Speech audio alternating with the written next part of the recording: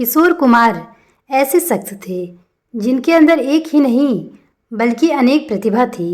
गायक, अभिनेता, फिल्म निर्माता, लेखक, निर्देशक जैसे कई प्रतिभाओं को वो अपने अंदर समेटे हुए थे।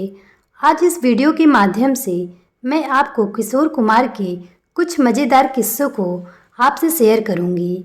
अगर वीडियो पसंद आए तो लाइक, सब्सक्राइब करना ना भूलें। किशोर कुमार के सुरीली आवाज़ के तो सभी दीवाने होंगे। उनके गानों को सुनने के बाद मन होता है उनके गानों को बस सुनते ही जाएं। क्या आपको पता है बचपन में किशोर कुमार की आवाज़ फटे बांस जैसी थी? ऐसा मैं नहीं कह रही, ऐसा तो उनके बड़े भाई अशोक कुमार जी का कहना था। उन्होंने कहा कि एक बार किशोर का पैर सब्जी काटने वाले औजार पर पड़ गया। उनको काफ़ी चोट लग गई, जिसके बाद उनका मलहम पट्टी हुआ, लेकिन उनका रोना कई दिनों तक चलता रहा। इसके बाद तो किशोर की आवाज़ ही बदल गई। किशोर कुमार का फिल्मों में काम करने का कोई इरादा नहीं था, वो तो बस एक सिंगर बनना चाहते थे। लेकिन उनके बड़े भाई अशोक कुमार उन्हें एक्टिंग के जरिए बॉलीवुड में पांव जमाने का सुझाव दिया। किशोर कुमार हमेशा एक्टिंग से भागते फिरते थे, कभी डायलॉग भूल जाने का बहाना करते तो कभी तबीयत खराब होने का बहाना बनाते। एक बार अशोक कुमार और देवानंद किसी फिल्म में साथ काम कर रहे थे। उस फिल्म में एक सीन में एक युवक देवानंद को बुरा भला बोलता है। इस किरदार के लिए कोई कलाकार नहीं मिल रहा था, तो अशोक ने अपने छोटे भाई किशोर से कहा कि इस किरदार को तुम निभा दो। पहले तो किशोर ने बहाना मारा, लेकिन कई बार समझाने के बाद वो तैयार हो गए। जब इस सीन का शूटिंग स्टार्ट हुआ तो किशोर देवानंद को वाकई में बुरा भला बोलकर सेट से भाग गए। पीछे से डायरेक्टर चिल्लाता रह गया कि शूटिंग कंप्लीट नहीं हुई है, लेकिन किशोर वहां से भाग निकले। किशोर कुमार सेट पर कुछ न कुछ ऐसी मस्ती करते रहते थे जिसे देख सब हंस पड़ते थे। ऐसा ही एक वाकया शराबी फिल्म के गाने इंतहा हो गए इंतजार की है। ये गाना जब किशोर कुमार से गाने को बोला गया तो वो मना कर दिए, लेकिन बाद में वो इस शर्त पर गाना गाने को तैयार हुए कि मैं इस गाने को खड़ा होकर या फिर बैठकर नहीं गाऊंगा। इस गाने में हीरो को शराबी होने का एक्टिंग करना है, तो मैं भी गाने को शराबी की तरह टेबल पर लेटकर गाऊंगा। जिसके बाद उनकी इस डिमांड को पूरा किया गया।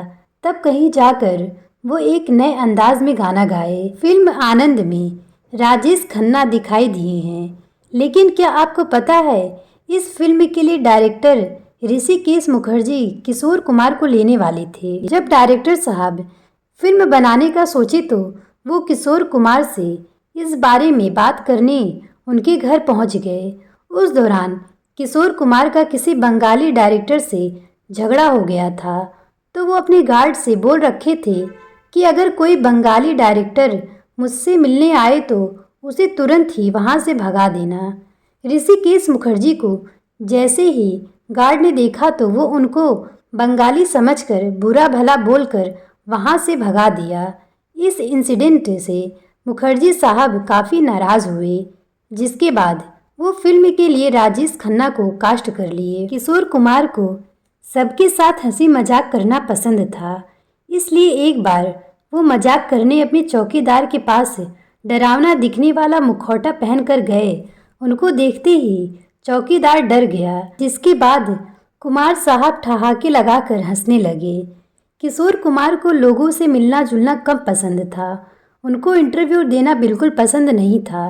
उनको अकेले रहकर खुद के साथ और घर में लगे पेड़ पौधों के साथ समय बिताना अच्छा लगता था। घर पर उनसे मिलने कम लोग आए, इसके लिए उन्होंने अपने लिविंग रूम में खोपड़ी और हड्डी लगवा रखे थे और उस रूम में लाइट भी रेड कलर की लगवाए थे। इसके साथ ही उस रूम में अजीब आवाज़ लगा रखे थे ताकि लोग डर जाएं और उनसे मिलने उनके घर ना आएं। एक बार फिल्म मेकर आर.सी. तलवार के साथ किशोर कुमार काम किए, लेकिन पेमेंट देने के टाइम पर तलवार साहब उनको आधे पैसे ही दिए, जिसके बाद से कुमार साहब डायरेक्टर के घर के बाहर प्रतिदिन तलवार लेकर पहुंच जाते और जोर जोर से चिल्लाते, हे तलवार मेरे बाकी के पैसे दे। अगर आपको बाजार में मसूर की दाल दिख जाए तो आप क्या करेंगे? आपका तो मुझे नहीं पता, लेकिन इसी मसूर की दाल को जब किशोर कुमार बाजार में देखे तो वो तुरंत ही मसूरी घूमने का प्लान बना लिए। किशोर कुमार जितने उम्दा एक्टर और गायक थे, उससे भी कहीं ज़्यादा उनके अंदाज अनोखे हुआ करते थे। एक बार किसी फिल्म की शूटिंग के दौरान डायरेक्टर साहब ने उन्हें फिल्म के आधे पैसे देते हुए बोले, बाकी के फीस फिल्म कंप्लीट होने के बाद मिलेंगे। फिर क्या था, कुमार साहब भी कम नहीं थे। उसके अगले दिन वो फिल्म के शूट के लिए आधा मेकअप करके गए, जिसमें उन्होंने आधी मूंछ और सिर पर आधे बाल रख कर गए। जब डायरेक्टर साहब ने उनको देखा तो बोले, ये क्या है? तो कुमार साहब ने कहा, फिल्म के आधे पैसे मिलेंगे तो गेटअप भी आधा ही रखूँगा। जब पूरे पैसे देंगे तो गेटअप भी पूरे हो जाएंगे। आपने ज़्यादातर घरों के बाहर बी अवेयर ऑफ डॉग्स यानी कि कुत्तों से सावधान रहें बोर्ड देखा होगा। ऐसा ही बोर्ड किशोर कुमार भी अपने घर के बाहर लगा रखे थे, जिस पर लिखा था बी अवेयर ऑफ किशोर यानी कि किशोर से सावधान रहें। एक दिन प्रोड्यूसर एच.एस. रवेल कुमार साहब से मिलने उनके घर गए। जब एच.एस. रवेल किशोर कुमार से हाथ मिलाने के लिए आगे बढ़ाए तो वो उनका हाथ अपने मुंह में डालकर काटने लगे। तो एच.एस. रवेल घबरा गए और उनसे ऐसा करने का कारण पूछने लगे। तो उन्होंने कहा कि क्या आपने घर के बाहर बोर्ड नहीं देखा? उस पर लिखा है किशोर से सावधान रहें।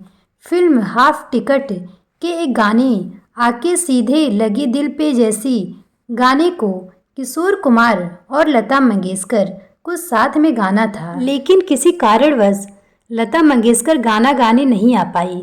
तो किशोर कुमार ने कहा कि ये गाना मैं मेल और फीमेल दोनों ही आवाज़ों में गाऊंगा। जब वो गाना स्टार्ट किए तो आसपास के लोग उनके इस टैलेंट को देखकर दंग रह गए। एक ही टेक में किशोर जी गाना गा दिए और बाद में चलकर यह गाना हिट साबित हुआ। स्टेज शो करने आए किशोर जी का अंदाज जरा हटकर होता था। अपने शो को स्टार्ट करने से पहले वो अपने हाथों को जोड़कर कहते, मेरे दादा दादियों, नाना नानियों और भाई बहनों, तुम सबको खंडवा वाले किशोर कुमार का राम राम और नमस्कार। खंडवा वाले किशोर कुमार कहने के पीछे का कारण यह था कि उनका जन्म मध्य प्रदेश के खंडवा जिले में हुआ था। किशोर कुमार मनमौजी किस्म के शख्स थे। अगर उनका किसी गाने को गाने का मन करता तो गाते, नहीं तो फिर मना कर देते। उसके लिए उन्हें चाहे जितने भी पैसे दिए जाएं, उन्हें उससे फर्क नहीं पड़ता था। किशोर कुमार के मस्ती भरे अंदाज से सभी निर्देशक निर्माता भली भांति परिचित थे। सभी को पता था कि कुमार साहब अपने मन की करने वाले शख्स हैं, इसलिए एक फिल्म निर्माता उनके साथ काम करने से पहले ही कोर्ट से एक एग्रीमेंट बनवा लिए, ताकि अगर किशोर जी उनकी बात नहीं माने तो वह उनके ऊपर केस कर सकें। उसके अगले दिन फिल्म की शूटिंग शुरू की गई। इसके साथ ही कुमार साहब का मस्ती भरा अंदाज भी शुरू हुआ। उस फिल्म में एक सीन को शूट करने के बाद किशोर कुमार कार में ही काफ़ी देर तक बैठे रहे, क्योंकि डायरेक्टर उनसे कार से उतरने को नहीं बोले। इसी फिल्म में एक सीन ऐसा था जिसमें किशोर कुमार को कुछ दूरी तक कार चलाकर ले जाना था, फिर कार से उतरना था। जब शूटिंग स्टार्ट हुई तो वो कार को रोके नहीं और वहीं से खंडाला निकल गए, क्योंकि डायरेक्टर साहब उनसे कट कहना भूल गए थे। डायरेक्टर साहब समझ गए कि किशोर कुमार के साथ चाहे जितने एग्रीमेंट साइन करा लो, फिर भी वो अपनी शरारतों से किसी को बख्शेंगे नहीं। एक बार किशोर कुमार काम के सिलसिले में अपने बड़े भाई अशोक कुमार के दोस्त बलदेव राज चोपड़ा के पास गए। चोपड़ा साहब उस जमाने के मशहूर डायरेक्टर हुआ करते थे। उस समय चोपड़ा ने किशोर कुमार जी को काम देने के बदले में कुछ शर्तें रखी। तो कुमार साहब बोले, मेरा वक्त आएगा तो मैं भी आपके सामने शर्तें रखूँगा। इस इंसिडेंट को हुए कई साल हो चुके थे और चोपड़ा साहब इस बात को भूल भी चुके थे। जब बलदेव राज चोपड़ा अपनी फिल्म के लिए किशोर कुमार के पास गए तो उन्होंने चोपड़ा के सामने कुछ शर्तें रखी कि मैं आपकी फिल्में तभी साइन करूंगा जब आप कुर्ता धोती के साथ जूता मोजा पहनकर आएंगे। इसके साथ ही आप पान खाते हुए आएंगे और आपकी लाल टपकी हुई हो। आपका पूरा मुंह लाल नज़र आना चाहिए, तब कहीं जाकर मैं आपकी फिल्म को साइन करूंगा। कभी पान न खाने वाले और न ही धोती पहनने वाले चोपड़ा साहब को कुमार जी की शर्तें माननी पड़ी। फिल्म के सेट पर किशोर कुमार सबके साथ शरारतें करने में माहिर थे।